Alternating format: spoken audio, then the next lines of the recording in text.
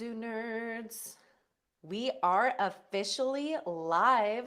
Some of you guys were here really early. I am going to be starting at 9:30 a.m. on the dot. Not any earlier.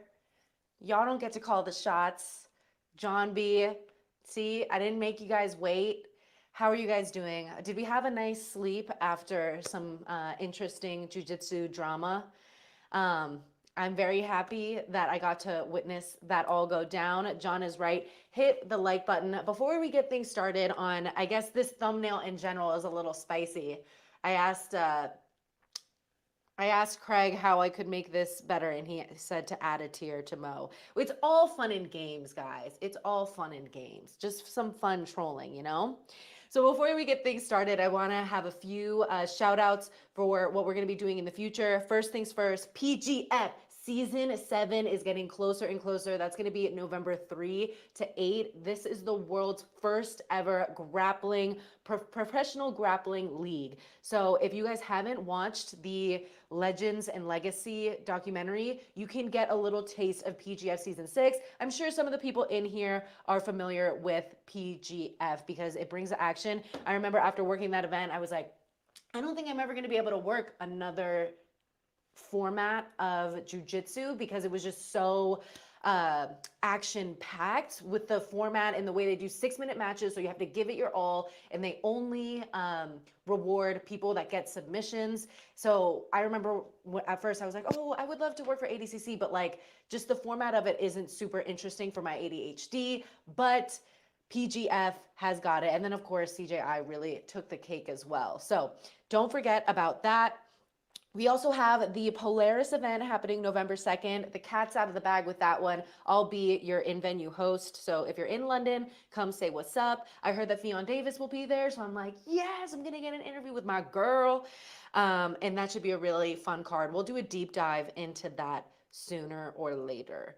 And then this upcoming weekend, October 18th to 20th. How hip are you guys to this Aiga business? Like, did you guys watch the last season? I only saw some of it. I know Team Modolfo won. This year, there's going to be $1 million on the line. So now teams are trying to qualify to get into the Champions League.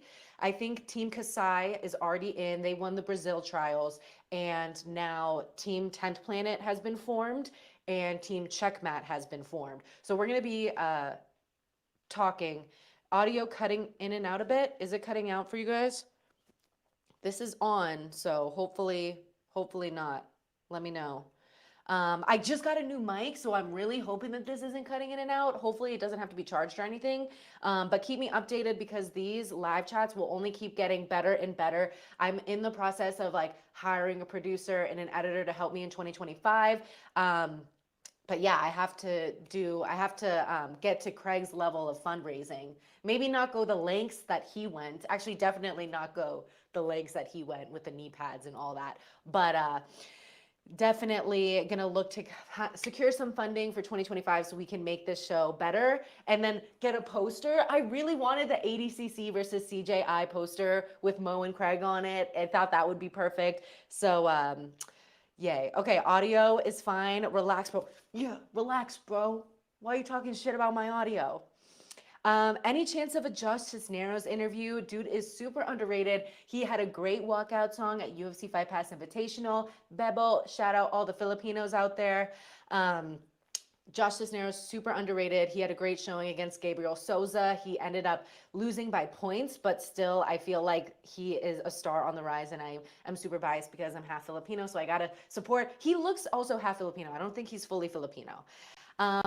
Okay, guys, so first things first, how many of you are updated with the drama that went on? I know some of you guys don't have Instagram, so if not, hey, 10 points. We're going to start, figuring out ways to give you guys points if you participate in class, and we will definitely get your guys' take on the situation. I do not second the douchebag part. I just agree with Craig Jones, retired Mo.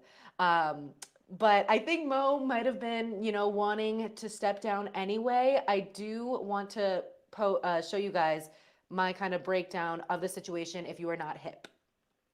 ADCC Instagram live chat and said that if he were to ever do another world championship, he'd do it very differently. This quote is what got the jiu-jitsu Sorry. about whether or not he's the best fit for the 2026 World Championship. And on Sunday, October 13th, he announced on his private Instagram that he'd be stepping down. Now, it isn't uncommon for companies or promotions to give their public-facing leaders the opportunity to step down instead of being fired. So, in typical Craig fashion, he has the top comment basically saying, "You can't fire me if I quit." And this comment definitely rubbed Mo the wrong way, which could mean there's some truth to it.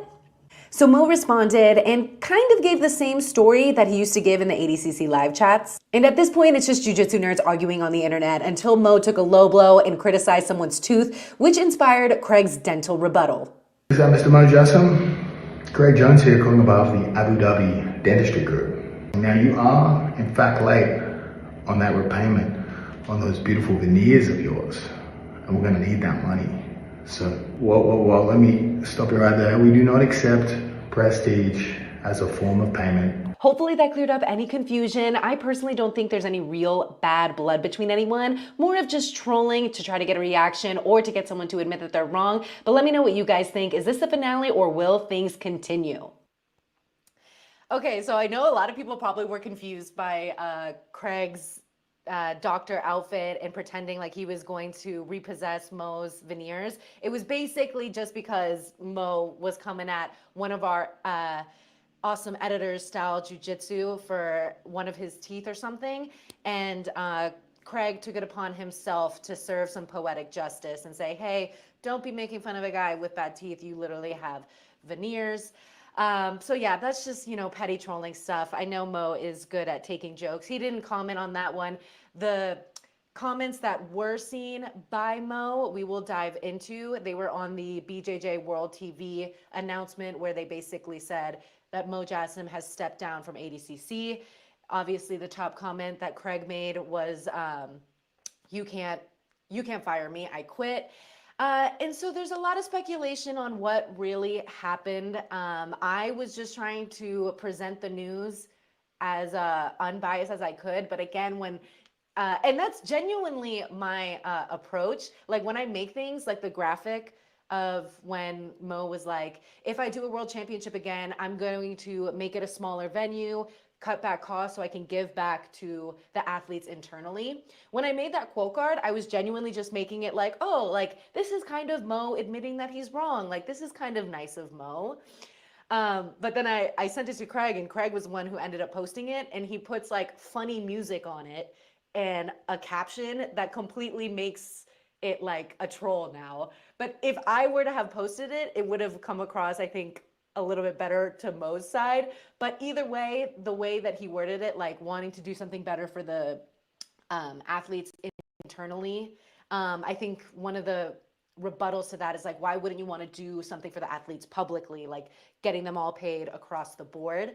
So I think that was just the biggest question when it came to, should Mo be the president of 2026 ADCC World Championships? And a lot of people had their thoughts about that. I mean, the way that we're going about it when it comes to the trolling, that is just the game that Craig plays. I think it invites more people into the jiu-jitsu world in general, because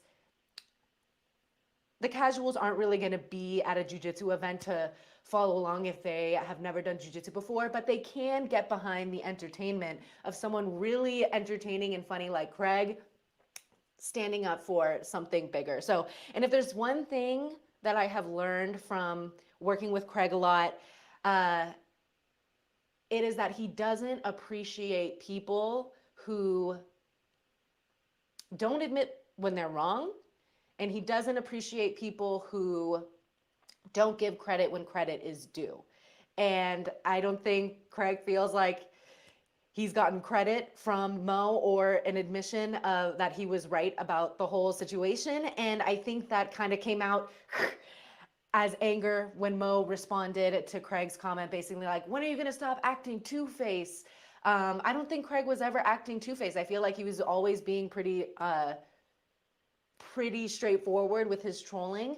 And I always remember Craig would go on podcasts saying stuff like, in Australia, this is just how we are. We just like roast each other, take digs until someone breaks. And I think Mo saying that he wants to fight Craig in a boxing match if there's real beef is like a breaking point, and you just have Craig in the background giggling. So yeah, we're gonna move on to the next topic because that is basically the gist of it. But let me know your guys' opinion. I did see Tom DeBlas comment like, Mo 100% did not get fired, 150% did not get fired. I don't think it matters if he quit or is fired. I think he's done a great job in the 3 years of uh, running ADCC, the best to his ability. I think he missed the mark when it comes um, to what his intention was, which was to make jiu-jitsu go mainstream. Jiu-jitsu is not going to go mainstream behind a paywall. It's not going to go mainstream in like a really, really big venue that barely the biggest MMA fights can fill up and have, a good audience interaction. I feel like he's spot on with wanting to go with a smaller venue, make it more intimate. That's kind of where jiu-jitsu is at the moment.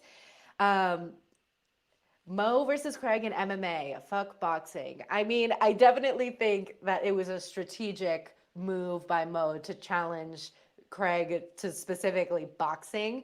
Um, but yeah, and then Gordon Ryan in the comment, he said he'll be there as well for their fist fight. I don't know if any of you guys did the jujitsu homework. If you don't have Instagram, you might not have been aware that there was homework today, but it was to go back and watch the Jake Shields podcast with Gordon Ryan. I think there was a lot of interesting information, not even just about their drama, but just about the growth of Gordon in the community. So we're going to talk about that a little bit later. But shout out to the best social media manager, Rodrigo Paredes. He's helping me out with a bunch of different stuff. And we do have a lot of interviews coming out. After this live chat, we have an interview with Nathan Haddad, one of the winners from PGF Season 6. He was on Team X Marshall. He is a star on the rise. And guys, give me some credit. I feel like I'm getting better at telling which athletes are going to be stars on the rises. So I think that we're going to start doing like some type of segment where we're going to highlight the potential stars on the rise and people you have to keep an eye out for, because there's definitely a lot of them, and a lot of them are involved with PGF Season 7 this year. And also, before we dive into that, I just want to give a brief breakdown of what we're going to be seeing this upcoming weekend at Long Beach. Do we have any SoCal people in here? Are you guys going to be at the Long Beach qualifier for the Champions League for AIGA, which is going to be for $1 million? They have a tournament, I think it's 3 days, October 18th, 19th, 20th, where they're going to have teams go at it. So 10 Planet announced their team. We have Kyle Chambers, Kyle Burbick, the truck master, Andy Varela repping the under 76 division, Gio Martinez, shout out 10th Planet Oceanside. He'll be competing in the minus 65 kg division. Ryan Aitken, who is under 91 kg. Ben Eddy, who doesn't love some Ben Eddy Hindu-Latines, under 70 kilograms. Gio Martinez, under 65 kilograms. And then Chris Crawford, under 60. Chris Crawford is definitely someone that's on the rise. I know recently got his black belt, so it's going to be interesting to see him being incorporated into some of these team events and really making a name for himself. And then you have Team Checkmat. I couldn't watch more than 20 minutes until tuning out. Oh, you're talking about the Gordon Ryan podcast. Yeah, there's some interesting parts for sure. Okay, Team Checkmat. Rodney Barbosa, Igor Morera, Gustavo Lopez, Mikey Esquivas, Mateus Luna, Francisco Lowe, Dory Oon, and then El Monstro. So let me know who you guys' pick is for that. I'm not super familiar with the AIGA rule set and all that, but I definitely think it is going to be something interesting, considering they are putting $1 million on the line when it comes to the final tournament. So the qualifiers this upcoming week in Long Beach is just to qualify for that. So don't get it twisted. It's not $1 million going out. And then Team Kasai, as we mentioned in 2 live chats ago, they have a stacked team. I guess my issue with like all these teams, there's just so many different teams going on. It's kind of hard to keep track of everything. I know Team Kasai is one of the most stacked. They have Dorian Oliveros, Oliveras, Hanato Canuto, Andrew Tackett, Pedro Marino, Kynan Dwarch, Roberto Jimenez, Fabricio Andre, Juni Ocasio, William Tackett, Diego Pato, and Sebastian Rodriguez. They qualified at the Brazilian trial, so they will definitely be competing for the $1 million. And yeah, that's basically the stacked divisions of AIGA. I don't know if you guys are big fans of that. Team Kasai has the strongest chance, I think. But yeah, let me know your guys' opinion on this team format. I'm not super familiar with it. I'm already a diehard fan of PGF's team format and how there's like a draft day, which will be happening November 3rd. So make sure you watch that on YouTube. That'll be streaming live and for free on YouTube, the draft day, all 4 days of the regular season, and then the finale. So let's talk about that a little bit before we get into the Gordo podcast. Okay. Oh, I forgot to show you guys. Just in case people are curious and don't have Instagram, this was Craig's stories after he went to war with Mo online.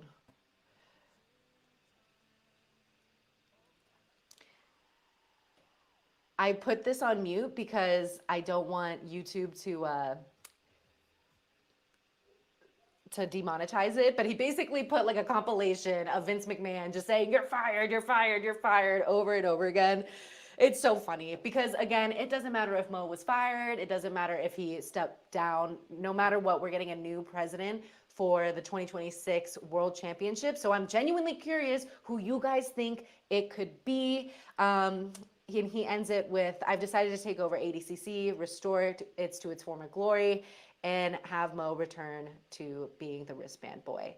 Just such petty stuff. Every now and then I'm like, do I feel bad? And then I'm like, no, I don't really feel bad because it's just fun trolling. Yes, and if you haven't already, hit that like button. We're going to be going live every Monday at 9:30 a.m. This show will definitely be built out more. And also let me know who you think should be a potential guest, because honestly, speaking to the camera by yourself, solo topics, is so fun, but it's also like so hard to just keep the conversation going. But when you have a really a BJJ encyclopedia like Matt Scaff, it's so easy to talk for forever.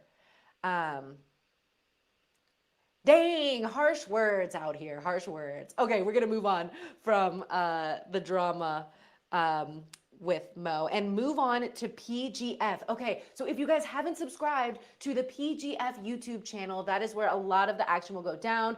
Some of you guys might be 10th Planet and already follow BMAC, Brandon McCatherine. He posts a lot of content on there. PGF is super special because it is team format, but it's still every man for themselves, because the only way that you can earn points for your team is by getting a submission. You either get a kill, which is a choke, a joint lock, which is 3 points. So kill, 6 points, joint lock, 3 points. If you do it in under a minute, that is also rewarded. You get an extra point. And then there's different blocks. So 2 teams will go against each other. Whoever won that block gets another point. So yes, it is a team event, but at the same time, we are tallying how many points each individual has. And that will come into play when day 5 comes around and we have the playoffs, which is an additional $20K. So there is a chance that someone walks away with $40,000 total if they win, if they're part of the winning team, and then also the champion of PGF. Last year, that didn't happen. We had Team X Marshall win, and then Andy Varela went on to win the championship individual wise. So that would have been pretty crazy, right? I texted Craig. I was like, I wish you were going to be a PGF coach. He will not be there. He is in Colombian rehab, and we might have a surprise for you coming up. And I won't. I actually won't tease it at all because it's going to be a complete surprise. But I'm like really excited for whatever we have coming for you guys because it is going to be a different era of. It's going to be different than what I'm doing right now. But we have something, and we're going to give like exclusive secrets on the live chats and stuff. So if you're in here now, shout out to you guys. Craig is the GOAT. Craig is the best. He is a very, very nice human. Let's get PJ Barch talking about this interview was before PGF season 6. And this is when Craig was just like giving little nuggets of not competing in ADCC and also standing up for fighter pay. Of really pushing for pay. And I think Craig has, I don't always know where his intentions lie, you know, like I think like, you know, like sometimes he just wants to be contrarian and talk shit and get on people's bad sides just for fun, and I think he just enjoys that spotlight, and I think that maybe he just doesn't want to do ADCC all that bad too. But like I also think that Craig has a great heart, and like even if his intentions are somewhere else, like he is trying to also like use all those things to now like help out everybody else. I think my favorite part when was PJ was like, I think Craig has a great heart. And I'm like, you guys are such goobers. Can you believe that PJ didn't decide to go to CJI? I mean, I guess that was the right move for him in the moment. Like, best chance of winning ADCC. I think a lot of people felt that he actually, oh my gosh, I'm blanking on his name right now. He actually beat Mika, but then he ended up taking third. But yeah, Craig gave PJ a lot of shit for not joining CJI, rightfully so. Mo checks under his bed for Craig every night. Oh my God. I remember when like all the drama was first just like was just spiraling, and Mo went on a live chat and he was just like, I think I know why Craig is like so mad at me. It was because I swept him this one time, and things were very playful, very funny. And I still believe that things are pretty playful, pretty funny. But now I think it's just a matter of Craig checking cockiness or Craig checking, because I don't know, there were just plenty of times where you think back to those ADCC live chats and there was like top athletes in the chat either trying to get Mo's attention, trying to see what was up with invites, and then there was other athletes who would literally post reels explaining why they deserve to go to ADCC, and you could just see the cockiness, not the cockiness, but like I don't know, you could just see him feel built up from having like that type of control over the situation. And I think it got to his head, and then I think Craig checked it, and now the trolling has continued. So PJ is not a traitor. We could never hate on PJ like that. But PJ was in PGF season 6. He did pretty well. He was not on the winning team, but he did an interview with me, and he was just like, PGF is expletive. It is fucked. I need to not curse too much on this because I don't want to get demonetized, but it was rough on the body for everyone. There were a few injuries. I know Daniel Sattler had an injury after being, I think, leg locked by Jet Thompson. I know Josh Combs pulled his groin muscle. I mean, it is a marathon. I mean, I guess it's not even a marathon. It's like a marathon, but you're sprinting the whole time. It was an awesome week of grappling though. Shout out to you, What Willie thinks. I'm glad you appreciate it. And it's just a totally different way to digest jiu-jitsu. And I think it's super palatable for the masses because it is everything that you love about sports plus jiu-jitsu. So hopefully you guys can get involved with the fantasy league. And we also have some news coming out that I don't know. I think BMAC already said it on the live chat yesterday, but I don't want to spoil it. We have some big news coming up for PGF, and they had already announced everyone on that roster. Let me know who your favorite athlete is on the PGF season 7 roster. We have Ryan Aiken. He is an EBI absolute champion, a 2-time CJJ world champion, and an ADCC vet. We have Adam Bradley, an IBJJF silver medalist, and now a CJI vet. He is just the sweetest person ever. I'm gonna play a clip from him because he is just so hard on himself sometimes, and I'm like, stop being so hard on yourself because you are awesome and people love you, and that's why you were invited to CJI, because you have such beautiful energy and people can feel that and sense that. And he's also the nemesis of Gordon Ryan, so I'm sure a lot of people just root for him when he goes toe-to-toe with Gordon. And I know a lot of people felt like he was robbed, and they did a deep analysis on his sweep not getting scored at ADCC. But this is... Come here today and... Oh, wait. Sorry, wrong one. With Nikki Rod for the first of our semi-finals. Guys, give us your thoughts on that one. A real test. So this was after... They understand what you mean when you say jiu-jitsu saved your life. So what is it like to experiencing competing in front of this crowd for $1 million and knowing that you move on tomorrow to the semifinals? I mean, that's amazing, you know, and I never would have thought when I first started, you know, shadow wrestling in my little bedroom in a trailer back home in the middle of the woods, like having these dreams of doing it, you know, at the big time. Like now I'm actually here doing it. It's like, it's really cool. That's all I'm gonna say. It is awesome. Yeah, and he's a guy that's just been super open about having mental issues, you know, being broke, moving to San Diego to pursue the jiu-jitsu career. So he really is the epitome of, I feel like, the jiu-jitsu dream. Like when you have, you know, everyone has their story when it comes to how they grew up, but he's a great guy. All right, anyway, Nathan Haddad, I have a interview with him coming up. He was on Team X Marshall. He is the man who I think has the biggest potential when it comes to star power. I think his style is so fun. He gave issues to a lot of top seeds last season. So he was ranked number 19th. He was not given a lot of hype. But he was coming in really big for the division. So he had to skip ADCC trials last year, this past year to focus on the weight cut for PGF. And he is more naturally like an 88 kilogram guy, but he obviously competed last season, which was 175.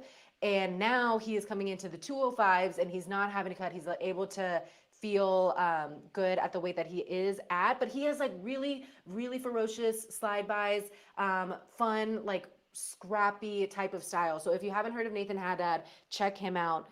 Caleb Crump, Elijah Carlton, multiple-time PGF world champ, Kamoy Anderson, a season 5 runner-up, the promoter of main character jiu-jitsu, and just an all-around awesome human. I think 10th Planet Austin. And Travis Thomas, we have an interview coming out with him too, 10th Planet Decatur. And then Davis Asari is gonna make his return to PGF Season 7. He was the top scorer in PGF Season 6. Now he's gonna be making his return to PGF Season 7. And he was the top scorer, but then he got matched up with PJ Barch in the first round of the playoffs, and he got heel hooked. And he even had like a pretty vicious toe hold on PJ Barch, but PJ Barch's foot is made of rubber and he didn't tap. So Davis was like, yeah, that was pretty demoralizing. I was like interviewing Davis. I'm like, it's okay. I was surprised he wasn't tapping too. And then I asked PJ about it. I was like, so what about that toe hold? Like, is your ankle all right? He's like, oh yeah, I don't tap to that. I think there just comes a certain point where you're like, I feel nothing in my ankle. Okay. Yes, Caleb Crump. I'm not super familiar with his background.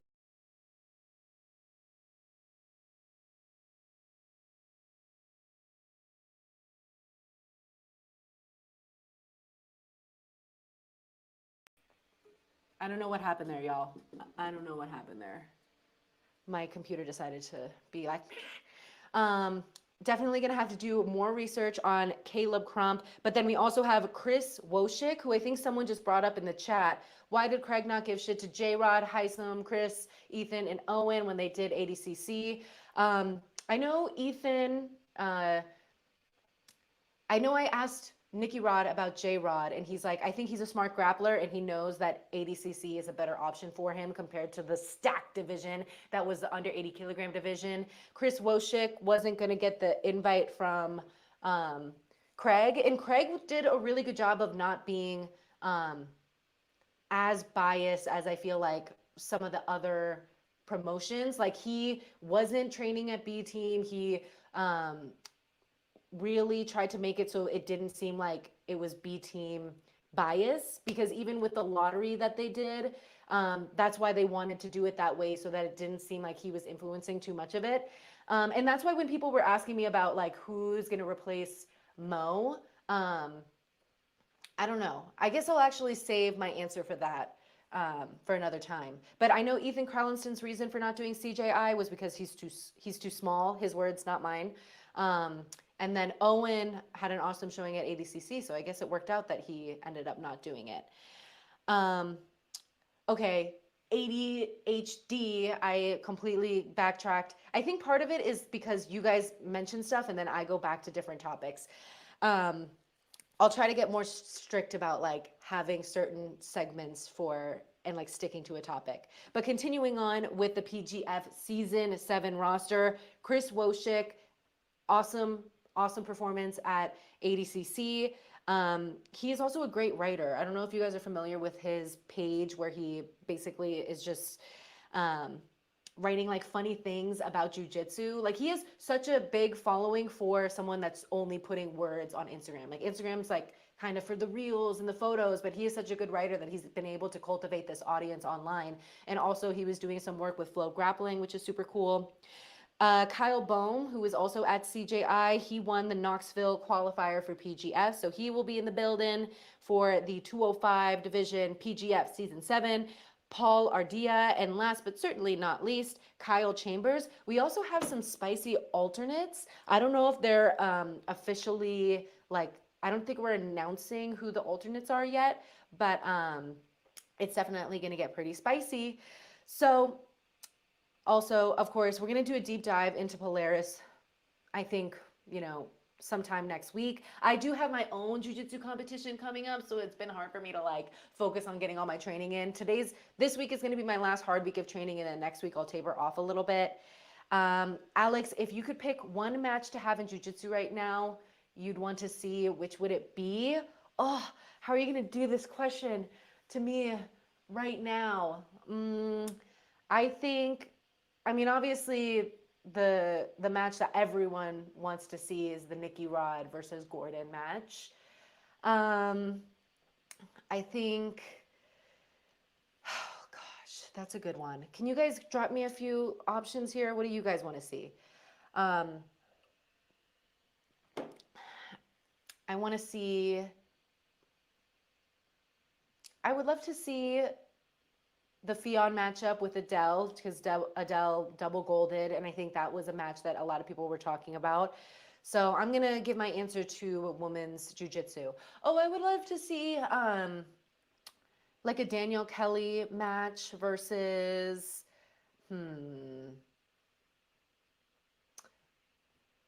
I guess Adele is a little bit. Would she be the same division as Danielle? She could probably get to a weight where they're both happy. I think Danielle always brings fun action, and I think bouncing back after the one championship decision, going to Maisa, I think that would be interesting. Yeah, so I'll give both my answers to women's jiu-jitsu, even though the Gordon Ryan and oh, you know what would also be an interesting one that Nicky Rod called out for is the Kynan Dwarch versus Nicky Rod. So yeah. And yeah, going back to why Craig didn't give crap to Chris Wojcik, Ethan, J-Rod for not doing CJI, they were really not wanting to make CJI like a B-team show. And I think that was the biggest reason why they decided to put the Tackett brothers first in the announcement of who's going to be involved, because the Tackett brothers are so neutral when it comes to drama. They're there in Austin, Texas. They were there first. And they're just so entertaining to watch. I think it was very strategic to put them first, because we didn't want like this very biased like promotion. Not that all promotions are biased, but like you'll kind of just notice like, you know, if you have, you know, the Eddie Bravo Invitational, you're going to get a lot of 10 Planet guys, you know, that's their prerogative who they invite to their show. So I get it. But I am a big believer that if you are going to be a promoter, you need to be as unbiased as possible. Like if we're having a event with, let's say, let's say Team X, then Team X, then the referee for this Team X versus Team Y should not be a Team X referee. Like, and that's really hard to do because obviously if you are going to be a jiu-jitsu ref, you have to have done jiu-jitsu, so you have some type of lineage. But I think there needs to be a more intentional effort for these promoters and for these promoters to focus on not allowing any biasness to happen. And so I think that starts with making sure the referees are, you know, all on the same page. They're not going to be leaning into some, whatever, you know, I don't know, whatever hidden agenda that they might have. I'm not saying that any promotions do this, but I'm just saying like it needs to be very clear that there has been an intention to make sure that doesn't happen. Ooh, yes. Thank you guys for these options. Mika versus Tackett. I'm going to need to befriend this guy. He has a lot of good options right here. Cade Rotolo versus Angie Tackett Part 2. I'm very curious where this is going to take place because that is definitely a match that people are going to want to see again.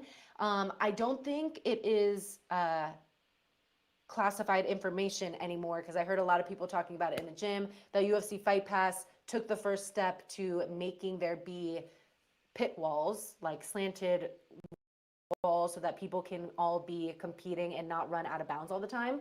So I think we saw the first step to that with UFC Fight Pass 8. They went from the elevated stage to on the ground, which probably saved them $4,000 or more in production because I think having an elevated stage is just a pain in the butt to put together.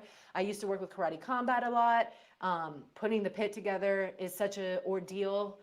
When they were doing it for CJI, it's definitely not an easy thing to do, but it is so worth it, is it not? Like we would not have been able to have the Andrew Tackett versus Cade Rotolo match without those walls because they were all over the place, and it was just so entertaining. Nikki Rod cannot beat Gordon. Come on, guys. That will be a debate that people will continue to make until we see it with our own eyes. Shaolin is a hell of a ref. Yeah, he was getting some grief I saw on Instagram because Andy competed on UFC Fight Pass Invitational, and then there was like that quick point taken away from him for kind of giving Dante Leon a love tap.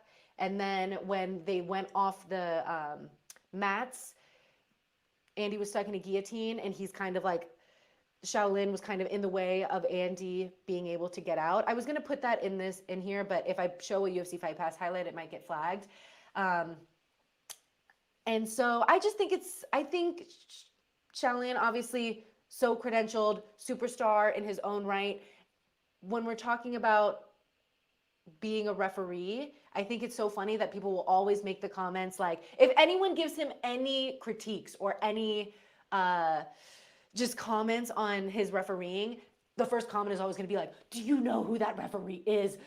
Bow down to him. And it's just like, okay, we get it. He's very credentialed. If you have a lot of accolades and you're a jiu-jitsu ref though, when you're in that position to call the shots, people are going to be calling you a ref.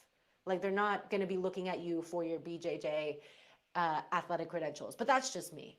I just felt like anytime anyone would make any suggestions, people would be like, well, do you know who that is? And it's just like, okay.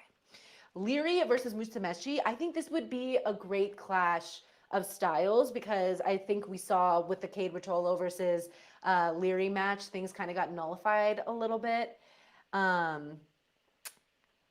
Alex, I don't think you get enough credit for getting women's pay matched for this year's ADCC. Sure, Fiona and Craig were instrumental, but it happened when you put a lot of pressure. Oh my gosh, I didn't even like, I mean, I did kind of mean it in like a put you on the spot way, but I didn't mean it in like a make Mo uncomfortable way. And I don't think it made him uncomfortable because he just immediately changed it. But thank you. I'm happy that they got paid too. Helena versus Adele would be very interesting. I think matching Helena up against Fionn eventually will be so, so fun. UFC should hire Craig to run FPI. Guys, we basically went through all of the topics that I had, so I'm just going to be looking through the rest of these comments. Let me know if you guys have any questions. It's going to be this same time, 9:30 a.m. Pacific. What should your guys' homework be? Oh, we didn't even talk about Gordon versus Jake. Maybe we'll save that for the next one. There was basically just some like interesting moments that I thought we could talk about, but we're running close on time. So, Mikey Musumeci versus Joseph Chen. Who are your top 5 best no-gi grapplers in the world right now? Oh my gosh. Fionn, obviously. I would say Cade. Kynan. Nikki Rod. And oh my gosh, I only have one spot left. Showing love from Virginia. Yes, hometown stuff right there. I guess you got to give it to Tamika. Damn, I didn't do anyone in minus 66. Yeah, so that's my rough one. That's like on the top of my head list right there. So don't quote me forever. I need more time to think about it. All right, y'all. If you didn't hit the like button already, make sure you hit the like button because we are going to be trying to grow this channel more and more. Hopefully, no one's mad at me for my funny thumbnail. You know, just saying that Craig Jones retired Mo. It's just a funny joke. I think Chandra Blast commented on my post that I collaborated with Craig. They're like, Mo 100% didn't get fired. It doesn't actually matter if he was fired or not. We're just, you know, being funny with the Vince McMahon, you're fired! And yeah, I think everyone has a lot of respect for everything that Mo has done for jiu-jitsu. And I think people appreciate him getting checked a little bit for when he, you know, wasn't being so nice. Just tapping in, Chris, you were late to class. That's no bonus points for you. Your guys' homework will be to watch Legends and Legacy PGF kind of season premiere. And then also don't forget that we will be dropping the season 7 preview for PGF. I actually have that right here. We will end on this. Welcome to the PGF world, where the art of jiu-jitsu meets the thrill of competition. The returning warriors are here to reclaim their thrones. Multiple-time PGF world champion Elijah Carlton, Season 5 runner-up Kamoy Anderson, PGF veterans Travis Thomas, Fedor Nikolov, Cam Hurd, and more. All back and ready to leave their mark in Season 7. And don't forget the top scorer from Season 6, Davis Asari, is hungry for more. But this season begins a new weight class. 205 pounds brings new athletes to the PGF proving grounds. Ryan Aiken, CJJ champion, ADCC veteran, looks to prove why he deserves PGF gold. IBJJF silver medalist and CJI veteran Adam Bradley joins the fray. And ADCC, CJI, and EBI veteran Kyle Bohm booked his ticket in the Nashville qualifier. And we can't forget about jiu-jitsu standouts Kyle Chambers, Braylard Grau, and Paul Ardea. These athletes are ready to shake up the league and leave their marks in the PGF history books. It all goes down in Las Vegas, the fight capital of the world, starting November 3rd.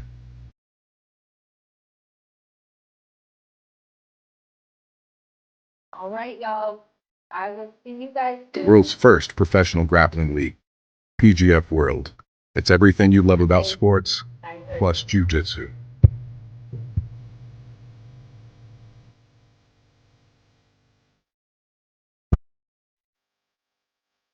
Till next time. UFC Fight Pass, November 2nd, Polaris, UFC Fight Pass, PGF Season 7, and hopefully much more work comes through the doors. If not, we'll be here every Monday at 9:30 a.m. See you. Make sure you leave a comment, like that button. Talk to you